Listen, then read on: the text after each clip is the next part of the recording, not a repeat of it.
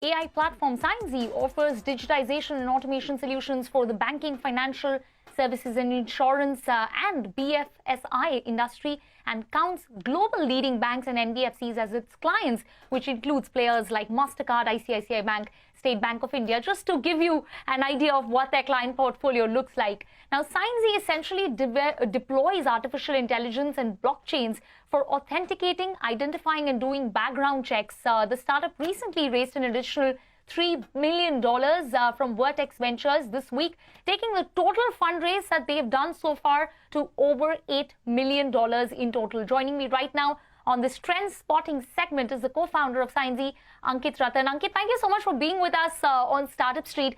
Now, you peg your platform or your solution as a no-code AI platform. Tell us quickly, what does it mean? How does it work?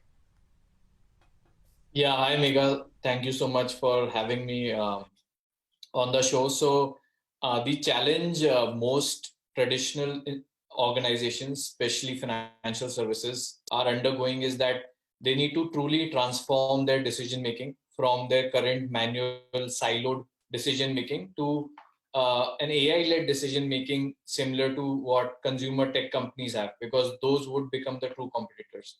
So what this means is that they need to undergo a transformation of workflows, undergo a transformation of their processes. And Signsy brings in that AI capability.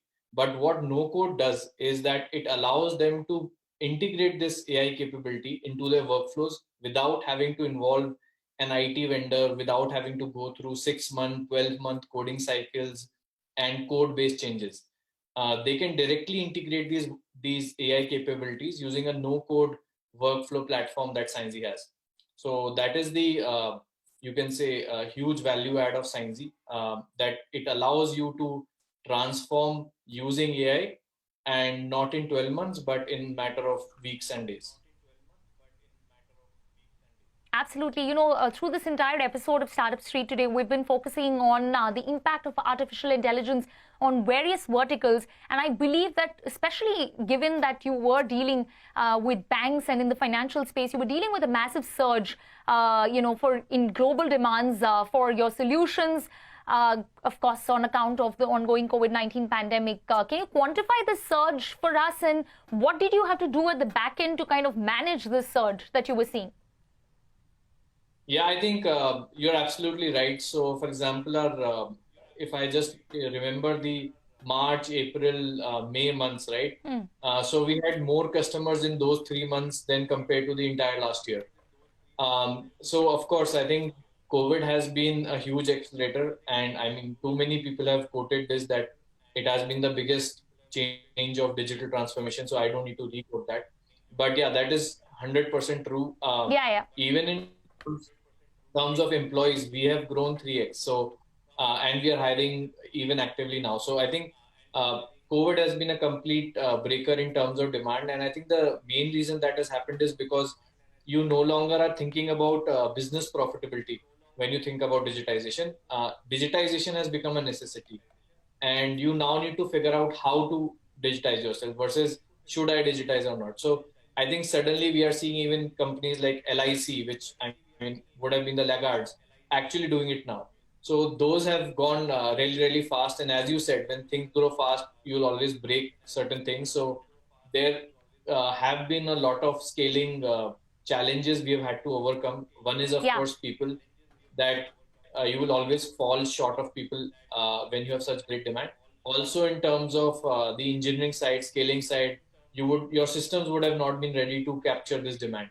So we have undergone that phase, and I would say we are Okay. still undergoing the phase where we are trying to scale from an organization which was, let's Right, say, catering right. to an X demand to 3x demand.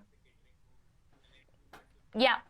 Okay, while you're still dealing with that transition, let me quickly ask you. Of course, you have a deep partnership with MasterCard, but since you are on our trend spotting segment, what edge do you have over your peers? If I were to ask you to highlight one USP, what would that be, and why is it difficult for other players to replicate your automation solutions? Yeah, so I think we have been focusing on financial services as a segment for the last 5 years. We have been a very, very focused firm. If you look at companies in our space, they've always been horizontal. So they've been catering to the e-commerce, they've been catering to gaming companies. We've been very, very focused on financial services. So from day one, we have been able to build products and solutions which are really, really valuable for financial services and totally fit into their arena. So yeah, so that is the number one reason. Absolutely. Okay. Okay. Well, a strong niche, and that's something you've been focusing on since day one.